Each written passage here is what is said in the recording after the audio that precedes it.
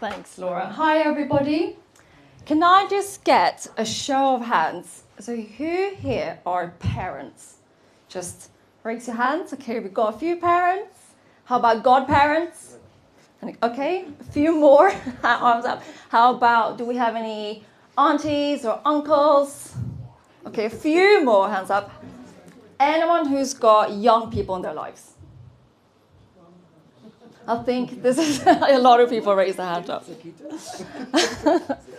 Thank you, everybody, for participating. Research tells us from 2016 to 2021, mental, behavioral, and developmental disorders in children have increased from 25% to 28%, with anxiety and depression showing the sharpest rises. I'm Hannah, a nanny for 18 years, and a trainee child psychologist and a parenting coach. I've worked in royal households, celebrity homes, and everything in between. And here's what shocked me. The secret to raising resilient young people has got nothing to do with money, education, or opportunity.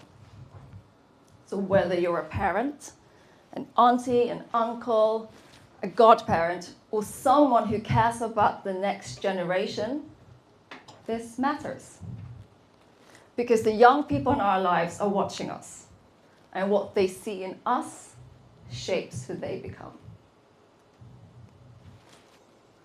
We've created this culture where we think we need to have it all figured out before we show up for young people. We hide our struggles. We pretend everything is fine. And we try and fix the problems before children even know there is one. And I get it. We're trying to protect them. We want them to feel safe, secure, and happy. But here's what happens. They never learn how to bounce back.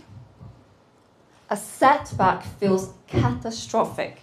A mistake feels permanent because they've never seen the adults in their lives struggle and recover. And sometimes the families with the most resources had children who struggled the most with the setbacks. Not because the parents didn't love them, but because in trying to give them everything, they protected them from seeing the one thing that builds resilience. How adults navigate hard things. Young people don't need us to be perfect. They need us to be real. So what does being real actually mean? Well, here's what it can look like. First, let them see that struggle is normal. Share age-appropriate challenges. Not to burden them, but to show them that life includes ups and downs for everyone. When they hear you say, I made a mistake today, but here's how I'm handling it, they learn that problems don't mean failure. They mean that they're human. Second, show them what recovery looks like. Don't just share the struggle, show the comeback. Let them hear you think out loud. This is hard, but here's how I'm handling it. They learn that feelings are valid and that we can take action. And third, create space for mistakes. The young people I've seen thrive came from environments where mistakes were treated as learning and not disasters. When something goes wrong, it was met with curiosity, not blame. Oh, what happened? Okay, what did you learn? Got it. How do you move forward? They require something that many of us find uncomfortable: being vulnerable. Letting young people see that as adults, we don't have all the answers. that we're trying to figure it out too. So, where do you start? Pick one. Notice what shifts. Maybe you share something that didn't go perfectly today.